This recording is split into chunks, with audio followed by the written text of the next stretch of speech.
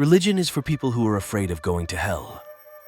Spirituality is for those who've already been there. I believe much trouble and blood would be saved if we opened our hearts more. To live in peace as long as the waters run in the rivers and creeks, and as long as the stars and moon endure. His grandfather had often told him that he tried too hard to move trees when a wiser man would walk around them. I have learned that the point of life's walk is not where or how far I move my feet, but how I am moved in my heart. The most beautiful thing in the world is a heart that is changing.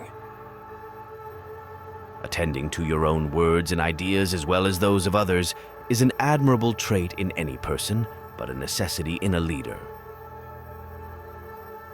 There is a power in nature that man has ignored, and the result has been heartache and pain. Whatever you do to the animals, you do to yourself. Unfortunately, modern man has become so focused on harnessing nature's resources that he has forgotten how to learn from them. If you let them, however, the elements of nature will teach you as they have taught me. Whether we walk among our people or alone among the hills, happiness in life's walking depends on how we feel about others in our hearts. Another chief remembered that since the Great Father promised them that they would never be moved, they had been moved 5 times. "I think you had better put the Indians on wheels," he said sardonically, "and you can run them about whenever you wish." The success of my journey depended on whether my heart walked forward, toward my people, instead of backward, away from them. Nature is not dumb. Humanity is dumb when we can't hear or when we forget how to communicate with nature. Nature is very much alive. Intelligent living beings and vibrant energies are all over the planet. Respect for the environment and respect for what was naturally occurring in nature. That was the bedrock of all original peoples. Harmony, coexistence, not conquest and conquer. I speak of the Creator. Are you surprised by my candor?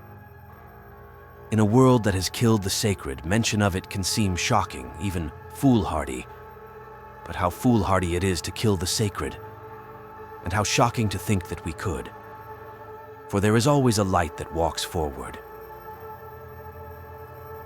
When the blood in your veins returns to the sea, and the earth in your bones returns to the ground, perhaps then you will remember that this land does not belong to you. It is you who belong to the land.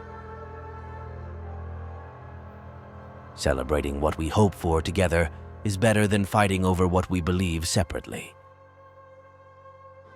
Unlike Penn and those who stood to profit from the acquisition of land, Lenape Sachems sought trade goods and payments for their lands in order to distribute the wealth to their communities. Penn, an eyewitness and careful observer of Lenape Sachems, noted that wealth circulates like blood, all parts partake.